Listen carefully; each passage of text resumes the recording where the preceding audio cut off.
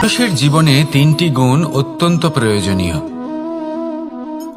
শ্রদ্ধা, বিনম্রতা, যোগ্যতা। যদি জ্ঞান লাভ করতে চান তাহলে শ্রদ্ধার প্রয়োজন, যদি মান লাভ করতে চান তাহলে স্বভাবে বিনম্র হওয়া প্রয়োজন, আর যদি মনোবাঞ্ছিত স্থান লাভ করতে চান তাহলে যোগ্যতার প্রয়োজন। বিষয়টা সহজ। শ্রদ্ধা আপনাকে জ্ঞান দেবে, নম্রতা আপনাকে মান, আর যোগ্যতা উচিত স্থান দেবে। কিন্তু যদি আপনি এই তিনটি গুণ সম্মিলিত করেন তাহলে এমন কিছু লাভ করবেন যা এই সব কিছুর থেকে অনেক ঊর্ধ্বে। সম্মান। আর এ হলো সেই সম্মান যা প্রত্যেক মানুষের নিজের জীবনে লাভ করতে চেষ্টা করা উচিত, কারণ এই হলো সেই সম্মান যার কারণে আপনি চলে যাওয়ার পরেও এই সংসার আপনাকে ভালোবাসবে আর মনে রাখবে। আসুন আমার সাথে ভালোবেসে বলুন, রাধা রাধা। অনেক সময় আমরা জীবনে অনেক মানুষকে এমন বলতে শুনে থাকি যে আমি অসফল হয়েছি কারণ আমার সময় ভালো যাচ্ছিল না। আমি এই জিনিসটা লাভ করতে চাইছিলাম কিন্তু করতে পারলাম না কারণ আমার সময়টা ভালো যাচ্ছিল না। আমি আমার জীবনে ওই মহান কাজটা করতে চাইছিলাম কিন্তু করতে পারলাম না। কেন? কারণ আমার সময়টা ভালো যাচ্ছিল না। কিন্তু যে মুহূর্তে ভালো সময় আমার জীবনে আসবে আমি সব কিছু প্রাপ্ত করব। এমন প্রায় প্রত্যেকেই বলেন। আসুন একটা কথা বোঝা যাক। একজন মালিকে দেখুন, সে প্রত্যেক দিন গাছের সেবা করে, তাকে জল দেয়, তার যত্ন আত্তি করে। কেন? প্রত্যেক দিন সেই গাছ ফল দেয় না। সঠিক সময় এলে তবেই সেই গাছ ফল দেয়, কিন্তু প্রত্যেক দিন মালি তার সেবা করে, তাকে যত্ন করে। শুধুমাত্র তখন করে না যখন সেই গাছ ফল দিতে সক্ষম। আর যদি মালি গাছের যত্ন প্রতিদিন না করে তাহলে হয়তো সেই গাছ ফল দিতেই পারবে না। এটাই হলো আমাদের জন্য একটা শিক্ষা। যখন সময় আমাদের জন্য অপেক্ষা করে না তখন আপনি সময়ের জন্য কেন অপেক্ষা করছেন? ভালো সময়ের জন্য অপেক্ষা করবেন না। ভালো এবং শুভ কর্ম দ্বারা ভালো সময়কে নিজের কাছে টেনে আনুন। নিরন্তর কর্ম করুন, পরিশ্রম করতে থাকুন। শুভ সময় আপনা থেকেই আপনার কাছে আসবে। আসুন আমার সাথে ভালোবেসে বলুন, রাধা রাধা। মানুষের এই সংসারে জীবনযাপন করার জন্য কিছু জিনিসের প্রয়োজন পড়ে। এমন কিছু আবেগ, এমন কিছু বস্তু আছে যেগুলো তার প্রয়োজন হয়। কিন্তু সব থেকে বেশি যে জিনিসটা তার প্রয়োজন হয় সেটা হলো সম্মানের। আমাদের ভালো লাগে যখন কেউ আমাদের সম্মান করে। আমরা কাউকে সম্মান করলে তারও সেটা ভালো লাগে। কিন্তু আপনি দেখবেন যে সংসারে বেশিরভাগ মানুষ দুটি মাপদণ্ডের ভিত্তিতে সম্মান করেন। হয় বয়স দেখে করেন বা উপার্জন দেখে, অর্থাৎ সেই ব্যক্তি কতটা উপার্জন করেন। এবার ভেবে দেখুন, এটা আবশ্যক নয় কারোর বয়স যদি বেশি হয় তার বুদ্ধিও ততটাই বেশি হবে। আবশ্যক এটাও নয় যে কোনো ব্যক্তি যদি অত্যন্ত ধনী হন বা তার মনও নির্মল হবে বা তিনি সৎকর্ম করবেন বা এমন কোনো কর্ম করবেন যাতে উনি সম্মান লাভ করতে পারেন। হতে পারে উনি ধনী কিন্তু দুশ্চরিত্র। সেই জন্য বয়স বা উপার্জন দেখে কোনো ব্যক্তিকে সম্মান করবেন না। কর্ম দেখুন। যদি গভীরভাবে ভেবে দেখেন তাহলে দেখবেন যদি কোনো মানুষ কোনো সৎকর্ম করেন তাহলে তার প্রতি হৃদয় থেকে সম্মান জাগ্রত হয়। এটাই হলো সেই সম্মান যা অর্জন করতে হবে। বয়স আজ আছে, কাল আরো বৃদ্ধি পাবে। উপার্জন আজ আছে, কাল সেটা কমে যেতেও পারে। কিন্তু যদি আপনি নিরন্তর শুভকর্ম করতে থাকেন তাহলে আপনি মৃত্যুর পরেও অমর হয়ে থাকবেন। আসুন আমার সাথে ভালোবেসে বলুন, রাধা রাধা। পাপ এবং পুণ্য, এই দুই হলো সংসারের এমন দুই বিন্দু যাকে কেন্দ্র করে এই সংসারের চক্র ঘুরতে থাকে। আমরা যদি কোনো কর্ম বিচার করি হয় পুণ্য নয় পাপের দৃষ্টিভঙ্গি দিয়ে, এটা হয় পুণ্য না হলে পাপ। কিন্তু এই পাপ এবং পুণ্য এই দুই নির্ভর করে প্রত্যেক মানুষের ওপর, তার চিন্তাধারা, তার পরিস্থিতির ওপর। ধরুন এমন একজন মানুষ যিনি অনেক দিন ধরে বনে পথ হারিয়েছেন, অনেক দিন হয়তো উনি কোনো খাবার খাননি। এবার এমন পরিস্থিতি চলে এসছে যে এবার যদি উনি খাবার না খান তাহলে হয়তো জীবিতই থাকবেন না। আর এমন অবস্থায় ওনার সামনে যদি কোনো প্রাণী আসে তাহলে তাকে শিকার করা, এটা কিন্তু তার কাছে পাপ নয়, এটা তো জীবিত থাকার একমাত্র উপায়। এটা তার কাছে পুণ্যসম।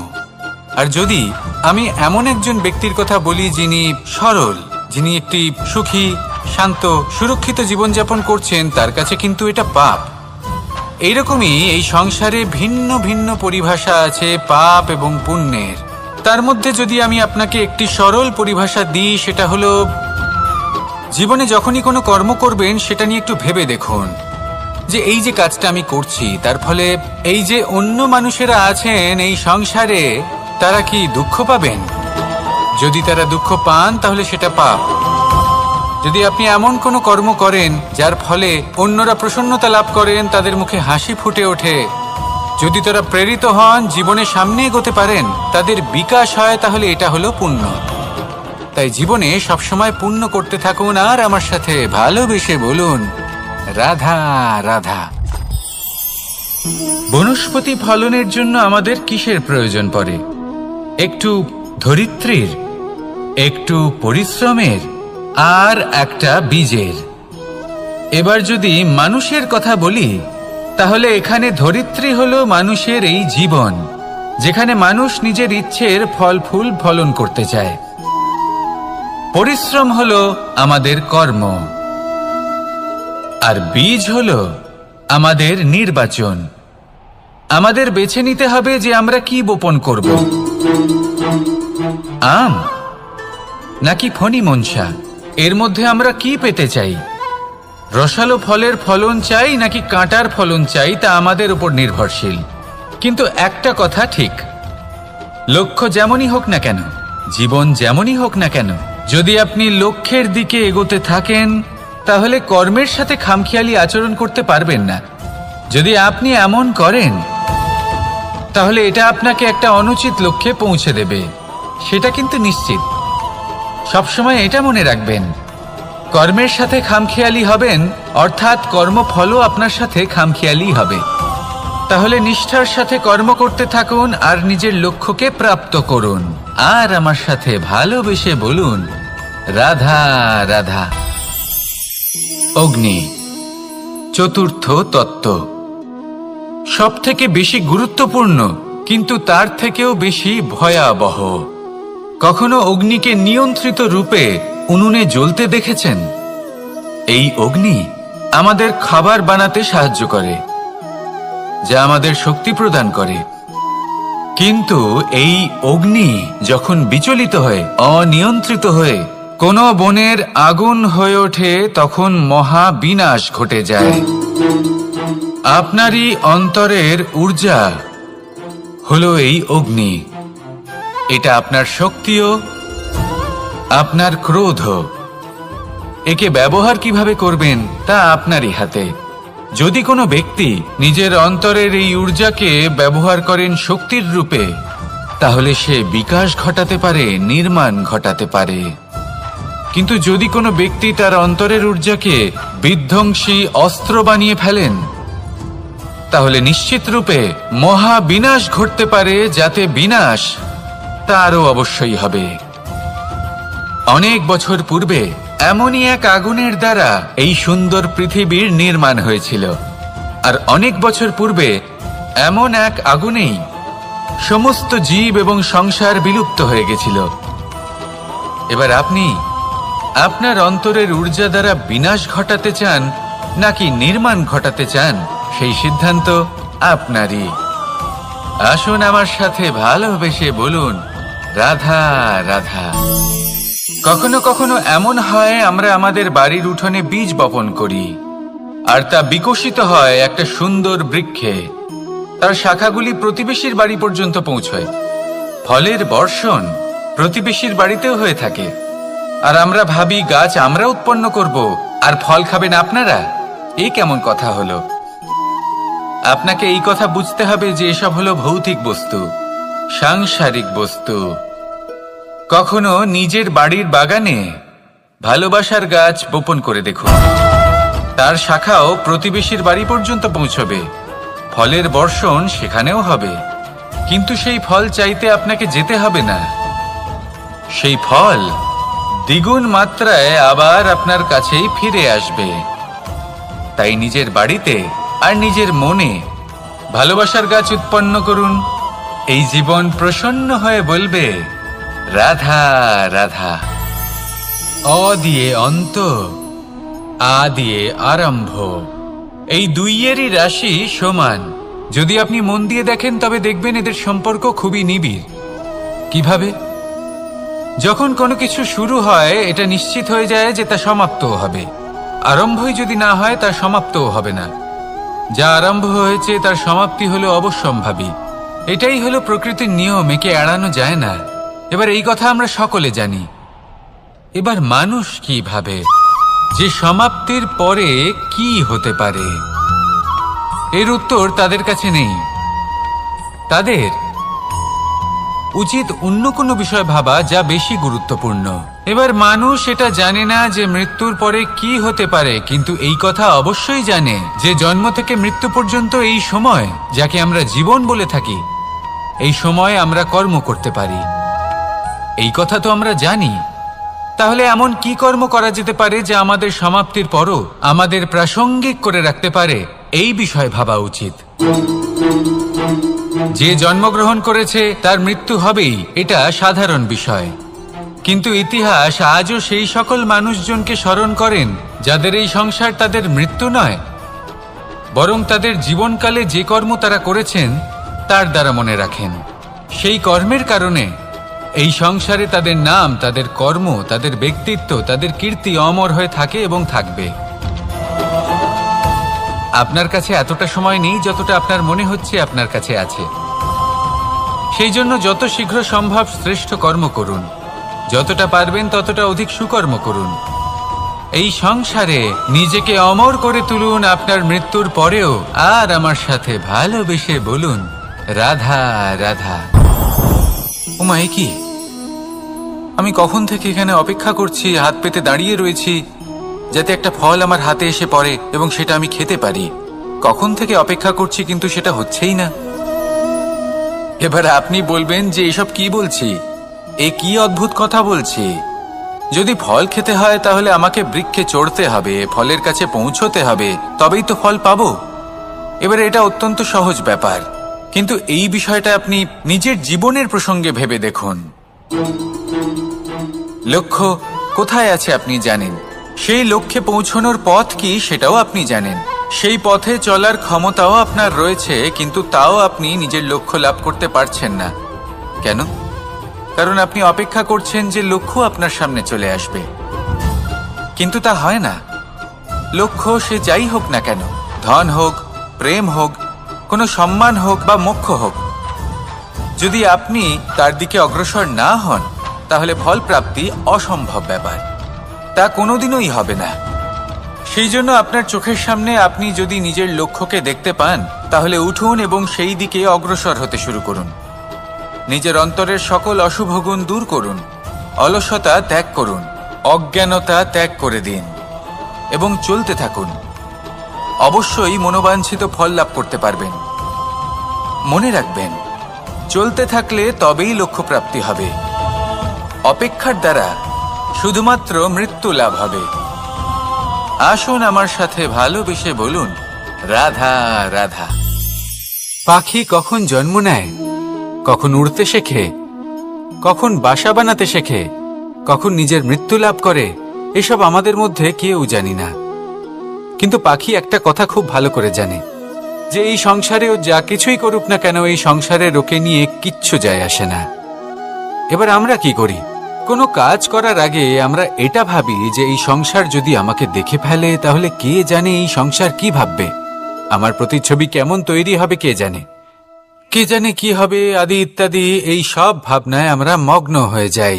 কিছুটা এমন ভাবে মগ্ন হই যে বর্তমানের কর্মের এই জীবনের যাত্রাপথে সেই সময়ের আনন্দ উপভোগ করতে ভুলে যায়। এবার দেখুন একটা পাখি কি করে। ওর কর্ম হলো গান গেয়ে চলা। ওই পাখি গেয়ে চলে, কেউ ওর গান শুনুক বা না শুনুক, কেউ আদৌ শুনছে কিনা সেই বিষয়টা নিয়ে সেই পাখির কিছুই যায় আসে না। সেই পাখি নিজের কর্ম করতে থাকে। হয়তো সেই জন্যই আপনি কখনো কোনো পাখিকে কাঁদতে দেখবেন না। এরকমই আপনাকে নিজেকে গড়ে তুলতে হবে। প্রথমে নিজেকে জিজ্ঞেস করুন, এই যে কর্ম আমি করতে চলেছি সেটা কি উচিত? যদি আপনার মনে হয় সেটা উচিত, তাহলে সেটা প্রমাণ করুন। এটা ভাববেন না যে এই সংসার কি ভাববে। আসুন আর আমার সাথে ভালোবেসে বলুন, রাধা।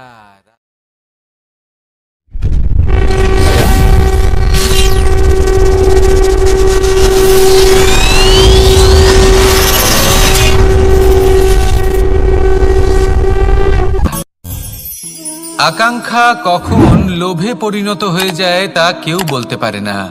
এবার তার পরিণাম কি হতে পারে তাও আমরা কেউ জানি না। আজ আমি আপনাকে বলছি, কোনো ব্যক্তি সব থেকে বেশি ক্ষতির সম্মুখীন তখনই হয় যখন সে এটা মনে করে যে সে সব থেকে বেশি সুরক্ষিত স্থানে রয়েছে। সে ভাবে যে সে সেখানে সুরক্ষিত রয়েছে। সে তখন অসাবধান হয়ে পড়ে, আর তখনই তাকে জীবনের সব থেকে বড় ক্ষতির সম্মুখীন হতে হয়।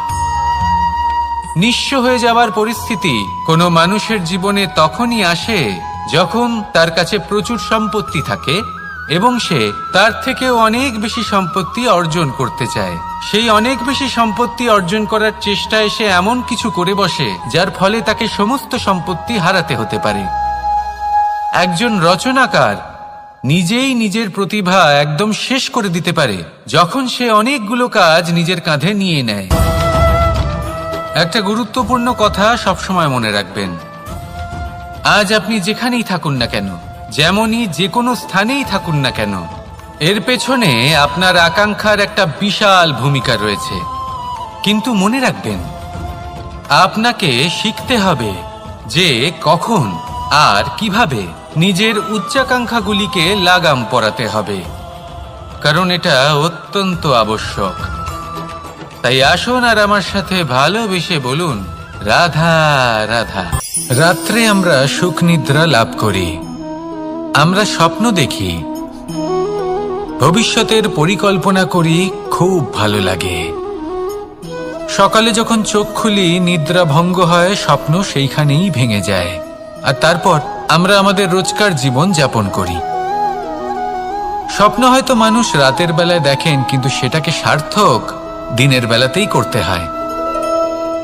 রাতে মধুর বাতাসের নিচে কোমল শয্যায় শুয়ে মাতার গলায় মিষ্টি গান শুনতে শুনতে নিদ্রায় আচ্ছন্ন হওয়া, স্বপ্ন দেখা, ভবিষ্যতের পরিকল্পনা করা বড়ই সরল। কিন্তু সকালবেলায় সময় মতো উঠে সূর্যের তাপ সহ্য করে, সেই উষ্ণতা সহ্য করে সর্বাঙ্গ ঘেমে গিয়ে নিজের পথ খুঁজে বের করা, সেই পথে অগ্রসর হওয়া, বাধা বিপত্তি এসবের সম্মুখীন হওয়া, আর তারপর লক্ষ্য লাভ করা, এগুলো কঠিন কাজ। এ হলো অত্যন্ত কঠিন কাজ। যদি আপনি চান যে স্বপ্ন আপনি দেখেছেন তা সত্যি হোক, তাহলে দিনের বেলায় আপনাকে বেরিয়ে কর্ম করতেই হবে, পরিশ্রম করতেই হবে। মনের এই চক্ষু দিয়ে স্বপ্ন দেখা সম্ভব, কিন্তু যদি আপনি বুঝতে পারেন যে এই স্বপ্নই হলো আপনার লক্ষ্য, তাহলে তাকে সার্থক করতে শুধুমাত্র পরিশ্রম দ্বারাই করতে হবে। তাহলে পরিশ্রম করুন আর আমার সাথে ভালোবেসে বলুন, রাধা রাধা। মানুষের জীবনে দুই ধরনের আবেগ থাকে যা চিরকাল তার সাথে বসবাস করে। প্রথম, স্বপ্ন। দ্বিতীয়, অজুহাত। মানুষ হাজার হাজার স্বপ্ন দেখতে পারে। আমাকে এই কাজ করতে হবে, আমাকে ওখানে ঘুরতে যেতে হবে, আমায় জীবনে এই অসম্ভব কাজ বাস্তবায়িত করে দেখাতে হবে, আদি ইত্যাদি। এবার ঠিক যেমন স্বপ্ন দেখেন, সেইভাবে অজুহাতও খুঁজে নিয়ে আসেন। আমি এই স্বপ্ন পূরণ করতে পারলাম না, কারণ আমাকে কেউ সাহায্যই করল না, কারণ আমি দুর্বল হয়ে পড়েছিলাম, কারণ আমার কাছে সময়ই ছিল না, আদি ইত্যাদি। এবার সাফল্য এবং অসফলতার মাঝখানে এই ধরনের সংঘর্ষ হতে থাকে।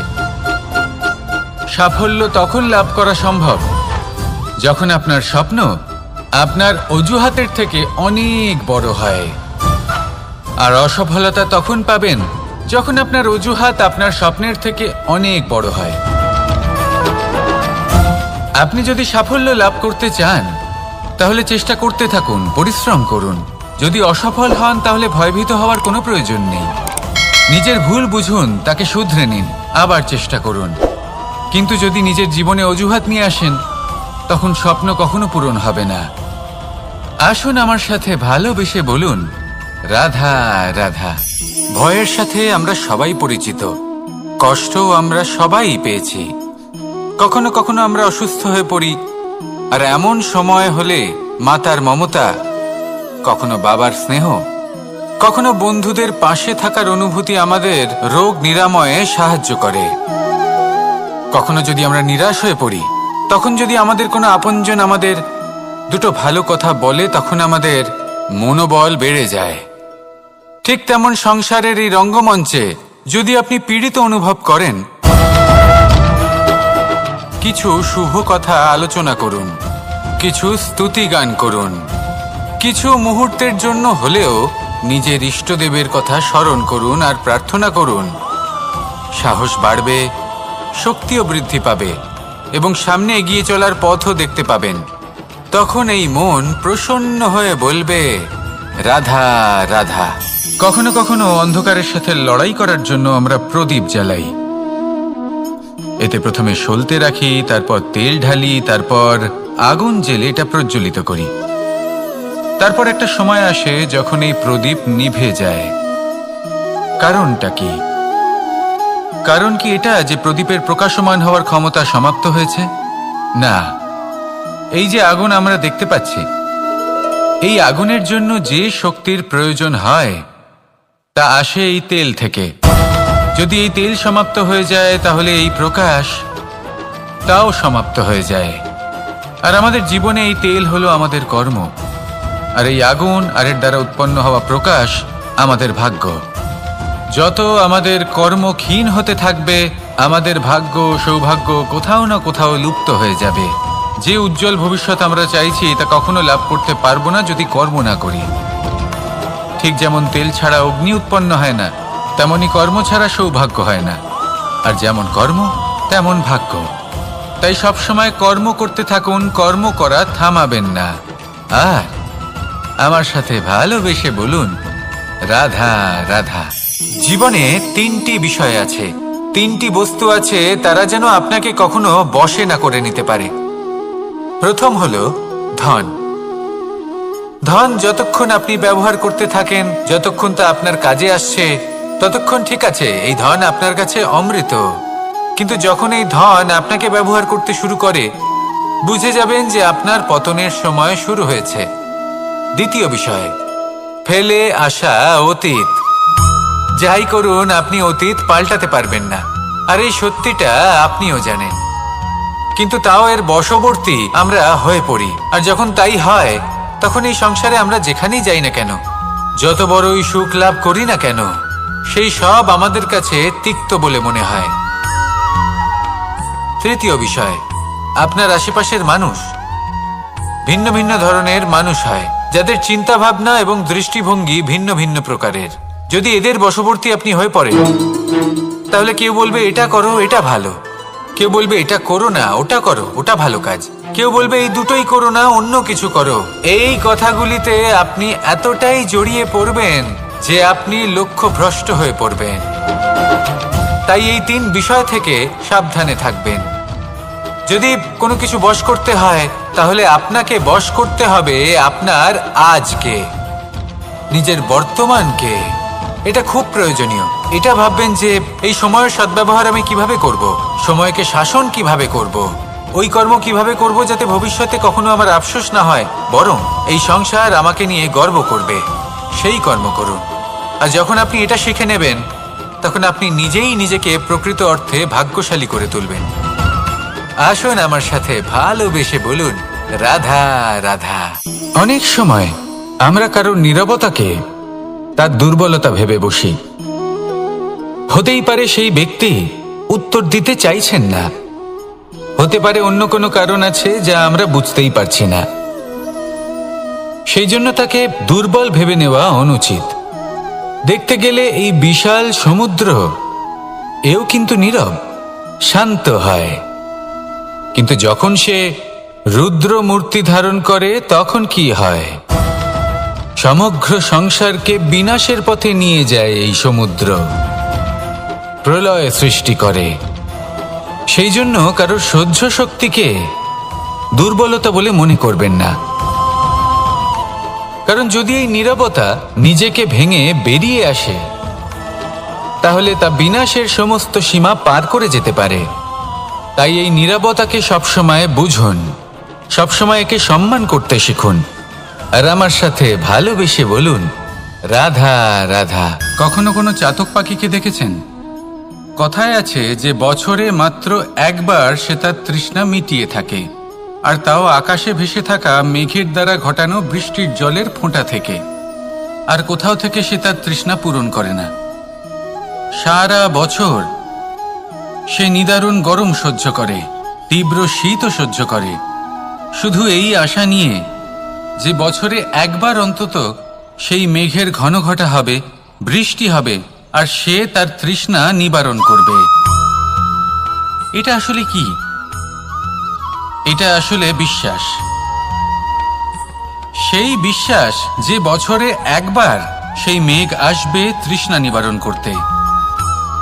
যেমন দেখুন, একটা সূর্যমুখী ফুল সারা রাত অন্ধকারের সাথে যুদ্ধ করে, কারণ তার বিশ্বাস যে ভোরবেলায় সূর্য তাকে অবশ্যই দর্শন দেবেন। সেটাও বিশ্বাস ছিল যার উপর ভরসা করে মনু একটা নৌকা নিয়ে বেরিয়ে পড়েছিলেন এবং সমস্ত সৃষ্টিকে প্রলয়ের হাত থেকে বাঁচিয়েছিলেন। সেটাও ছিল ভালোবাসার প্রতি বিশ্বাস, যার উপর ভরসা করে বানর এবং ভাল্লুক সেনা নিয়ে শ্রীরাম আক্রমণ করেছিলেন সমস্ত বরদানপ্রাপ্ত অসুরগণ এবং রাক্ষসগণের লঙ্কায় এবং জয়লাভ করেছিলেন। এই বিশ্বাসই হল এই বিশ্বের আশা। বিশ্বাস রাখুন যে আপনি হলেন সর্বশ্রেষ্ঠ এবং শুধুই নিজের কর্ম করতে থাকুন। এই বিশ্বাসের আশাই আপনাকে প্রতি মুহূর্তে বল প্রদান করবে। এ হলো আমার বিশ্বাস। আসুন আর আমার সাথে ভালোবেসে বলুন, রাধা রাধা। যোগাসন। যোগাসনে আসন অত্যন্ত গুরুত্বপূর্ণ। এবার আমি বলবো সবথেকে শ্রেষ্ঠ আসন কোনটি। আশ্বাস। নিজেকে আশ্বস্ত করতে থাকুন যে আমি আছি, সব ঠিক হবে, যা হচ্ছে ভালোর জন্য হচ্ছে। এই আশ্বাস আপনাকে জীবনে এমন ধনাত্মক বিশ্বাস দেবে যে আপনি বড় বড় সমস্যার সমাধান করতে পারবেন। এবার যদি কথা বলি সবথেকে কঠিন সময়ের, তাহলে সেটা হলো বিচ্ছেদের। যা মা সীতাকে সহ্য করতে হয়েছে শ্রীরামের জন্য, রাধা কৃষ্ণকেও সহ্য করতে হয়েছে। যে ব্যক্তি বিচ্ছেদের সময় সঠিক পথে চলে এসেছে, সে জীবনে অনেক শ্রেষ্ঠ স্থানে অবশ্যই পৌঁছতে পারবে। এবার যদি কথা বলি সবথেকে জরুরি এবং গুরুত্বপূর্ণ সময়ের, তাহলে সেটা হলো সংযোগ। সকলকে সাহায্য করতে থাকুন। আপনি অন্যদের সাহায্য করে তাদের যত আনন্দ দিতে পারবেন, ততটাই আনন্দ আপনারও জীবনে অবশ্যই আসবে। আসুন আর আমার সাথে ভালোবেসে বলুন, রাধা রাধা। সংসারে সকলে উঁচুতে উঠতে চায়, কেউ নত হতে চায় না। সবাই এটা মনে করে যে নত হওয়ার অর্থ হলো তাদের আত্মসম্মান এবং অহংবোধের বিরুদ্ধাচরণ করা। তাদের মনে হয় যে যদি আমরা নত হই, সংসার আমাদের দুর্বল মনে করবে, তাদের শৌর্য এবং তাদের ব্যক্তিত্বের অপমান হবে। কিন্তু এটা কি সত্যি? প্রত্যেকবার নত হওয়ার অর্থ কি সম্মানহানি হওয়া? কখনোই নয়। আপনি নিজের জীবনকেই দেখে নিন। আপনার কোনো অমূল্য জিনিস যদি নিচে পড়ে যায়, তাহলে তাকে কিভাবে তোলেন? সেই বস্তুকে তোলার জন্য আপনাকে নত হতেই হবে। আপনি বড়দের আশীর্বাদ কিভাবে লাভ করেন? আপনি নত হয়ে তবেই তাদের আশীর্বাদ লাভ করতে পারেন, তাই না? ভেবে দেখুন, আপনি একটা পথে হাঁটছেন, আপনি দেখতে চাইছেন যে আপনি সঠিক পথে হাঁটছেন কিনা, পায়ের নিচে কাঁটা পড়ে আছে কিনা। কিভাবে দেখবেন? আপনাকে সেই মাথা নত করেই দেখতে হবে। এর অর্থ কি? অর্থ খুব সহজ। প্রত্যেকবার নত হওয়া অনুচিত নয়, সেটা কোনোভাবেই সম্মানহানি নয়।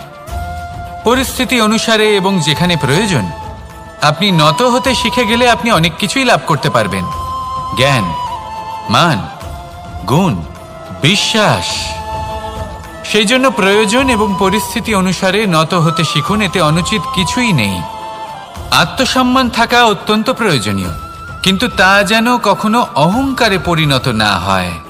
এই বিষয়ে অবশ্যই নজর রাখবেন এবং আমার সাথে ভালোবেসে বলবেন, রাধা রাধা। আমাদের জীবনে অনেক ধরনের ব্যক্তি এসে থাকেন। কেউ কেউ আমাদের সাথে থেকে যান, কেউ আমাদের থেকে দূরে চলে যান। কেউ ভালো মানুষ হন, কেউ খারাপ মানুষ। কিন্তু আমরা সবসময় সেই সময়টাকে নিয়ে দুঃখ প্রকাশ করি যখন আমাদের জীবনে কোনো খারাপ ব্যক্তি প্রবেশ করেন। তারা আমাদের খারাপ অনুভূতি দেন, দুঃখ দেন, কষ্ট দেন। আমরা সবাই তাকে ভালো মন্দ কথা বলি। কিন্তু কেন? এমন বিভিন্ন ধরনের মানুষ, খারাপ মানুষ, ভালো মানুষ সবার জীবনেই আসেন এবং সকলকেই একটা অমূল্য শিক্ষা দান করে যান। এবার আপনি নিজেই ভেবে দেখুন, জীবনে যখন প্রথমবার আপনি আগুন স্পর্শ করেছিলেন তখন আপনি একটা শিক্ষা লাভ করেছিলেন যে আমাকে আগুনের থেকে একটু দূরে থাকতে হবে। তারপর আস্তে আস্তে আপনি শিখলেন যে কিভাবে এই আগুনকে নিয়ন্ত্রণে রাখতে হবে। তারপর আপনি শিখলেন যে কিভাবে নিজের জীবনে তাকে প্রয়োগ করতে হবে, তা সে অন্ধকারে প্রকাশ লাভ করার জন্য হোক বা খাবার বানানোর জন্য। সেইভাবেই কোনো খারাপ ব্যক্তি যখন আপনার জীবনে আসে, কোনো শিক্ষা দিয়ে যান, তার প্রতি কৃতজ্ঞ থাকুন। তার বিষয় খারাপ ভাবার বা খারাপ অনুভূতি নিয়ে থাকার কোনো প্রয়োজন নেই। সেই শিক্ষা লাভ করুন, ইতিবাচক মনোভাব নিয়ে জীবনের সামনে এগোতে থাকুন। কেউ নেই যিনি আপনাকে বাধা দিতে পারেন। আসুন আমার সাথে ভালোবেসে বলুন, রাধা রাধা। অনেক সময় আমরা জীবনে অনেক মানুষকে এমন বলতে শুনে থাকি যে আমি অসফল হয়েছি কারণ আমার সময় ভালো যাচ্ছিল না। আমি এই জিনিসটা লাভ করতে চাইছিলাম কিন্তু করতে পারলাম না কারণ আমার সময়টা ভালো যাচ্ছিল না।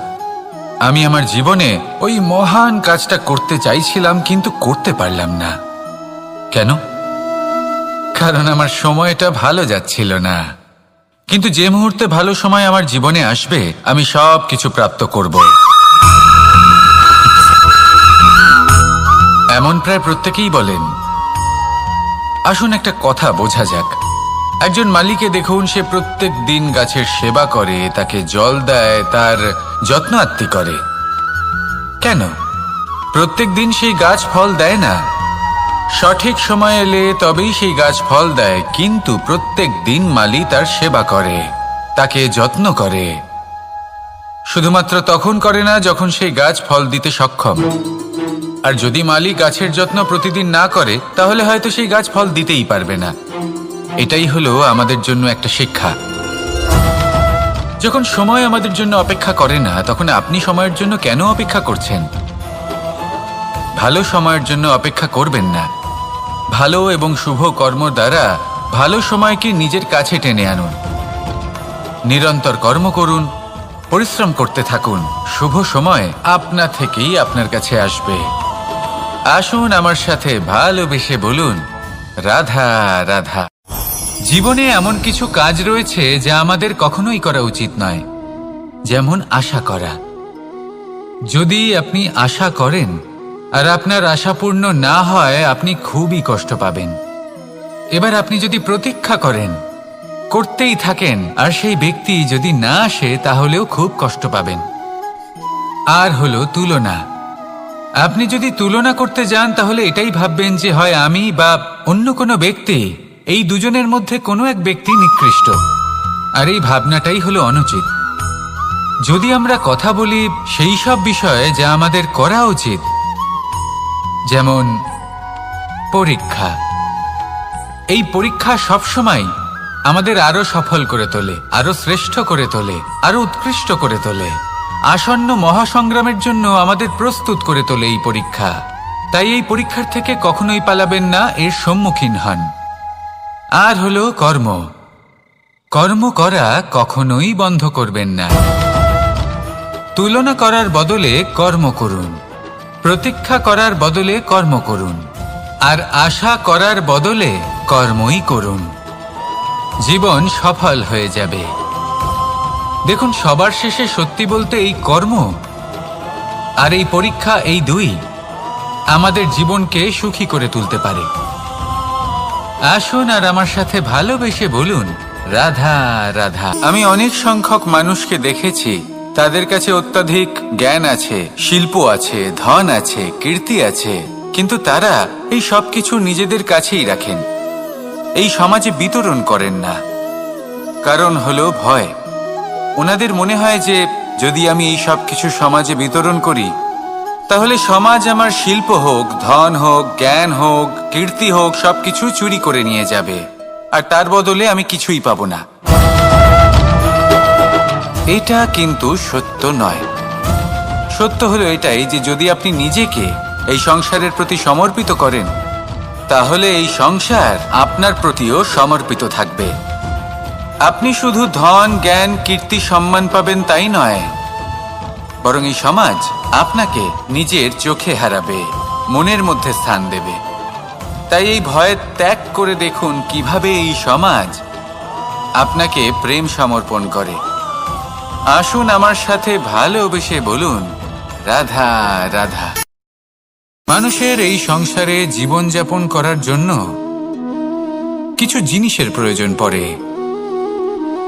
এমন কিছু আবেগ, এমন কিছু বস্তু আছে যেগুলো তার প্রয়োজন হয়, কিন্তু সব থেকে বেশি যে জিনিসটা তার প্রয়োজন হয় সেটা হলো সম্মানের।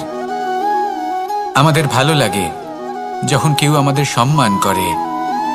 আমরা কাউকে সম্মান করলে তারও সেটা ভালো লাগে। কিন্তু আপনি দেখবেন যে সংসারে বেশিরভাগ মানুষ দুটি মাপদণ্ডের ভিত্তিতে সম্মান করেন, হয় বয়স দেখে করেন বা উপার্জন দেখে, অর্থাৎ সেই ব্যক্তি কতটা উপার্জন করেন। এবার ভেবে দেখুন, এটা আবশ্যক নয় কারোর বয়স যদি বেশি হয় তার বুদ্ধিও ততটাই বেশি হবে। আবশ্যক এটাও নয় যে কোনো ব্যক্তি যদি অত্যন্ত ধনী হন বা তার মনও নির্মল হবে বা তিনি সৎকর্ম করবেন বা এমন কোনো কর্ম করবেন যাতে উনি সম্মান লাভ করতে পারেন। হতে পারে উনি ধনী কিন্তু দুশ্চরিত্র। সেই জন্য বয়স বা উপার্জন দেখে কোনো ব্যক্তিকে সম্মান করবেন না। কর্ম দেখুন। যদি গভীরভাবে ভেবে দেখেন তাহলে দেখবেন যদি কোনো মানুষ কোনো সৎকর্ম করেন তাহলে তার প্রতি হৃদয় থেকে সম্মান জাগ্রত হয়। এটাই হলো সেই সম্মান যা অর্জন করতে হবে। বয়স আজ আছে, কাল আরো বৃদ্ধি পাবে। উপার্জন আজ আছে, কাল সেটা কমে যেতেও পারে। কিন্তু যদি আপনি নিরন্তর শুভকর্ম করতে থাকেন তাহলে আপনি মৃত্যুর পরেও অমর হয়ে থাকবেন। আসুন আমার সাথে ভালোবেসে বলুন, রাধা রাধা। আমাদের জীবনে আমরা যখনই এমন কোনো মানুষের সাথে পরিচিত হই যে বয়সে, পদে এবং আর্থিক দিক থেকে আমাদের থেকে পিছিয়ে, তখন আমরা সবাই খুব হীন নজরে তাদের দিকে দেখি। মনেই করি না যে সেই ব্যক্তির নিজস্ব একটা অস্তিত্ব রয়েছে, তার নিজেরও একটা মাহাত্ম্য রয়েছে। আমাদের মনেই হয় না যে আমাদের সামনে দাঁড়িয়ে থাকার যোগ্যতা আছে তাদের। চলুন আপনাকে একটা প্রশ্ন করি, শূন্যের নিজস্ব মূল্য কোথায়? আপনি বলবেন কিছুই না। শূন্যের আবার নিজস্ব মূল্য কোথায়? কিন্তু যখন এই শূন্যই কোনো সংখ্যার সাথে এসে যুক্ত হয়ে যায়, কোনো অঙ্কের সাথে এসে যুক্ত হয়ে যায়, তখন তার মূল্য অনেক গুণ বৃদ্ধি পায়। অর্থাৎ এই শূন্যের মূল্য অবশ্যই আছে। আর আমাদের জীবনেও এমন কিছু ব্যক্তি থাকেন, তাদের দেখে মনে হয় যে এদের কোনো মূল্যই নেই। কিন্তু যখন এই ব্যক্তি কারোর সাথে এসে জুড়ে যান তখন তার মূল্য সেই ব্যক্তির বৃদ্ধি ঘটায়। এই সংসারে এমন কোনো ব্যক্তি নেই যার কোনো মূল্য নেই। যদি আমরা ধনুকের কথা বলি তাহলে তার জন্য একটি দড়ির প্রয়োজন হয় যেটি প্রত্যঞ্চা হিসেবে ব্যবহৃত হয়। যদি এই প্রত্যঞ্চা না থাকে তাহলে ধনুকের কোনো মূল্যই থাকে না। যদি প্রত্যঞ্চা না থাকে তাহলে ধনুকের অস্তিত্ব অসম্পূর্ণ থেকে যায়। এই সংসারে যে কোনো ব্যক্তি হোক বা যে কোনো বস্তু হোক, প্রত্যেকের নিজস্ব একটি মূল্য আছে। তার সম্মান করুন, সামনে অগ্রসর হন, আর আমার সাথে ভালোবেসে বলুন রাধা রাধা।